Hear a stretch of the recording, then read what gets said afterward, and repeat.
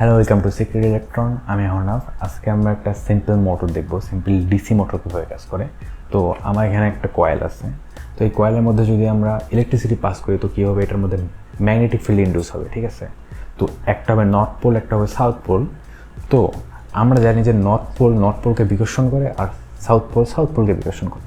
তো আমরা যদি এইখানে একটা পার্মানেন্ট ম্যাগনেট লাগিয়ে দিই, আর এই পার্মানেন্ট ম্যাগনেট এটা যদি নর্থ পোল হয় আর এটাও যদি নর্থ পোল হয়, তখন কি হবে?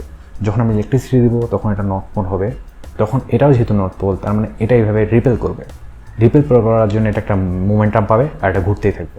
আবার যখন এখানে আসবে আবার এটা রিপেল করবে, আবার এটা ঘুরতে থাকবে। এটা কন্টিনিউয়াস সাইকেলে হতে থাকবে। কিন্তু এখানে একটা দেখার বিষয় হলো যে এটা যখন এইখানে উঠতেছে তখন এইখান থেকে একে রিপেল করার মতো কোনো ম্যাগনেট নাই।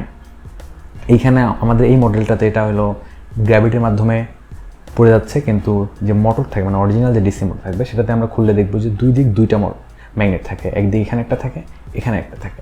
ফলে এখানে আর কোনো গ্যাপ থাকে না, এইখান থেকে রিপেল করে আর এখানে যখন আসে তখন উপরের ম্যাগনেটটা এটাকে রিপেল করে দেয়।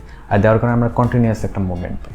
আর আমাদের যদি এই ম্যাগনেটিক ফিল্ডের মানে আমাদের এই মোটরের ক্ষমতা বাড়াইতে হয়, তাহলে আমরা এই কয়েলগুলোকে অনেক সুন্দরভাবে অর্গানাইজভাবে একটা আর্মেচারের উপর সাজাই দিই, দেন বেশি ম্যাগনেটিক ফিল্ড পাই।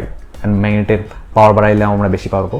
অতএব আমরা এই মোটরের পাওয়ার দুইটা বিষয়ের উপর পাবো, মানে দুই তিনটা বিষয়ের উপর পাবো। এক নম্বর বিষয় হলো যে আমাদের এই ম্যাগনেটের স্ট্রেংথ কত সেটার উপর ডিপেন্ড করবে যে আমাদের মোটরের শক্তি কত।